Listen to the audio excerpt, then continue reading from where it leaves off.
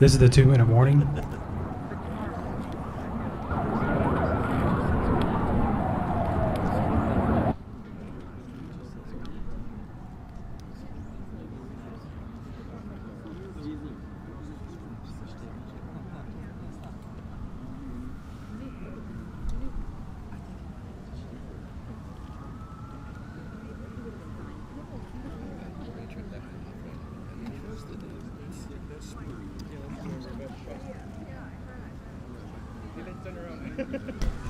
Ladies and gentlemen, the President of the United States and the Prime Minister of the Republic of Singapore.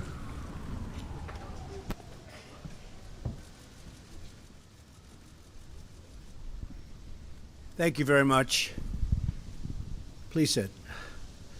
I'm honored to welcome Prime Minister Lee of Singapore to the White House today. Thank you, Mr. Prime Minister. Thank you, President. I want to thank you for visiting us and your entire group of very, very talented people that we're dealing with. Our friendship has never been stronger than it is right now. Singapore is one of our closest strategic partners in Asia. The United States is proud of the deep and enduring partnership we have built since Singapore gained its independence more than half a century ago. Singapore's rapid development from a poor island nation to an economic powerhouse under the leadership of the Prime Minister's great father. He was a great man. He really was a great man. Has been one of the incredible economic and political achievements of the past 50 years. Singapore's strong commitment to the rule of law, to international property protections, and to the principles of fair and reciprocal, one of my favorite words when it comes to trade, has made the country a magnet for business. Today, over 4,000 American companies are operating in Singapore, and we have a very large trading relationship with Singapore. Earlier today, the Prime Minister and I witnessed a contract signing between Singapore Airlines, a great airline, and Boeing, worth more than $13.8 billion. I want to thank the Singaporean people for their faith in the American engineering and the American workers, and our American workers deliver the best product. By far, our robust partnership extends far beyond economic cooperation and trade. Mr. Prime Minister, as your father rightly noted, the development of the economy is very important, but equally important is the development of the nature of our society. So true. The United States and Singapore share profound belief in a society built on a foundation of law. A nation ruled by law provides the greatest security for the rights of citizens and the best path to shared and lasting prosperity. Both the United States and Singapore understand the unmatched power of private enterprise to uplift the human condition. These values have made our society stronger, sustained our partnership through the Cold War, and laid a critical foundation for our lasting relationship today. Our common values and interests have led to a vital security relationship. Throughout Southeast Asia, the United States and Singapore are currently working to enhance the capacity of law enforcement, fight terrorism, and bolster cyber defenses. Our two nations also share an unwavering commitment to countering the North Korean threat and promoting freedom of navigation in the South China Sea. Singapore was the first Southeast Asian nation to join the coalition to defeat ISIS. That was very far thinking. You were there before most.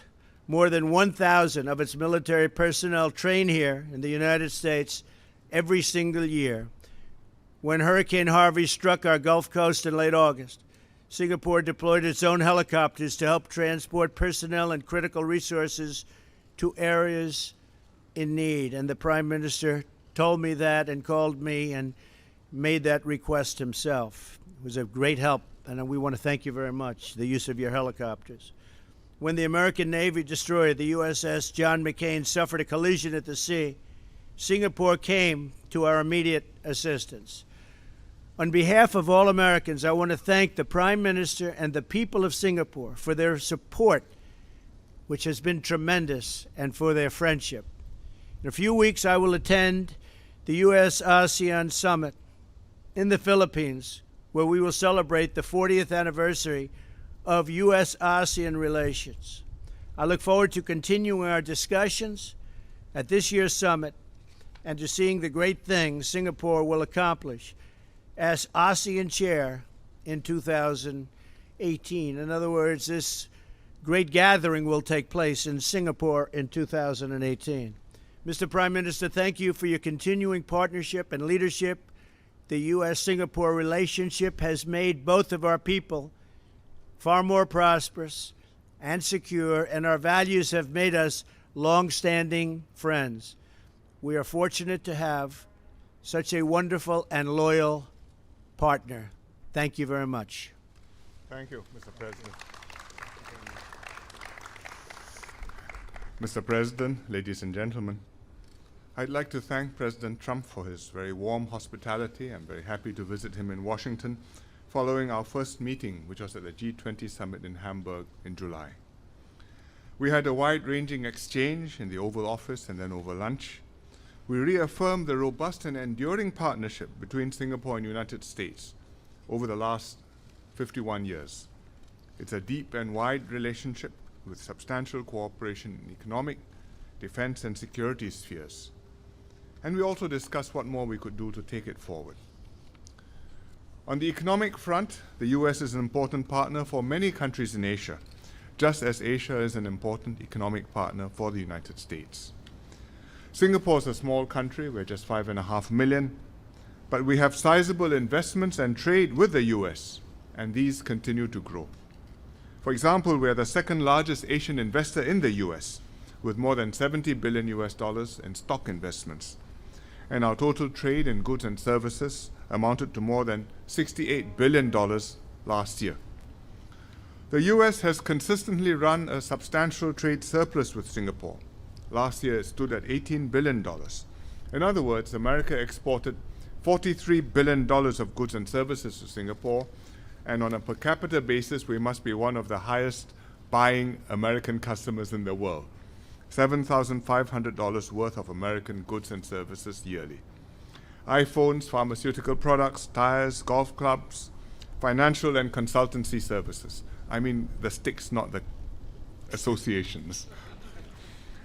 And I discovered recently, looking at my sports shoes, that my New Balance shoes, which are very good, are made in the US, probably in New England. And of course, we buy Boeing jets. President Trump and I just witnessed a signing between Singapore Airlines and Boeing for SIA to purchase 39 Boeing aircraft worth $13.8 billion. It's a win-win for both sides. It will further modernize SIA's fleet and also support many American jobs. Our defense ties are very strong. Singapore supports a military presence in Asia. Since 1990, we have hosted USAF and Navy aircraft and ships on rotational deployments. We thank the US for hosting more than 1,000 Singapore military personnel each year in training detachments in the United States. We have forces at Luke Air Force Base in Phoenix and in Marana, also in Arizona, at Mountain Home Air Base in Idaho, at Grand Prairie in Texas, and in Fort Sill, Oklahoma, where I spent 3 months many years ago. In fact, our Chinooks and military personnel in Grand Prairie were deployed to assist in the Hurricane Harvey disaster relief operations, and we are glad to have been of some help to our very gracious hosts. We have a close partnership too on security cooperation, including transnational security, terrorism, and cybersecurity. Singapore has lent early and consistent support to the Defeat ISIS coalition. We were one of the first countries to participate and are still the only Asian country to have contributed both military assets and personnel. And as I told President Trump when we met, Singapore will extend our existing deployment to the operation into 2018 for an additional year. President Trump and I naturally discussed the situation on the Korean Peninsula. We strongly oppose the nuclearization of the Korean Peninsula as it affects the peace and stability of the region. And like the US, we condemn the DPRK's dangerous provocations. These pose a serious threat to regional and international peace and stability. I shared with President Trump what Singapore has done to pressure and to isolate the DPRK, going beyond UN Security Council resolutions. But there is no quick and easy solution. Pressure is necessary, but so is dialogue. The US will need to work with others, including China, South Korea, and Japan, and Russia, to resolve the issue. President Trump will be visiting China in a few weeks' time as part of his first visit to Asia.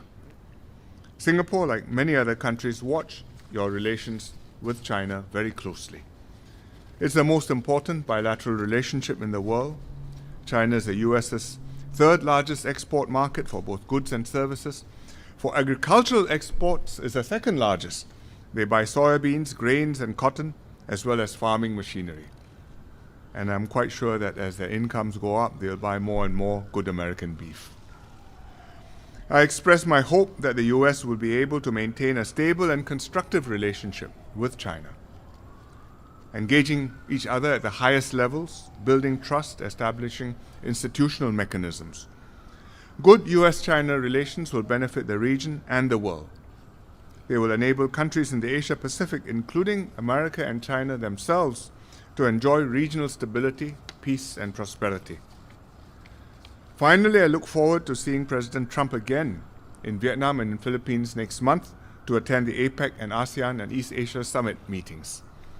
His presence in Asia will mean a lot to America's many friends and allies in the region, and it will open doors and develop markets for US exporters and investors. Although the President is not visiting Singapore this time round, I have invited him to visit Singapore at the earliest opportunity, and I'm very glad that he has accepted. Singapore will be the ASEAN chair next year, and we hope to strengthen our ties, ASEAN's ties with the United States, and further ASEAN-US cooperation. Thank you very much. Well, thank you very much, everybody. Thank you, President. Thank you. Can you tell the public what happened in Niger? Mr. President, any questions on the ambush? You have a response to Maisha Johnson, Mr. President. Can you talk to us about Niger, Mr. President?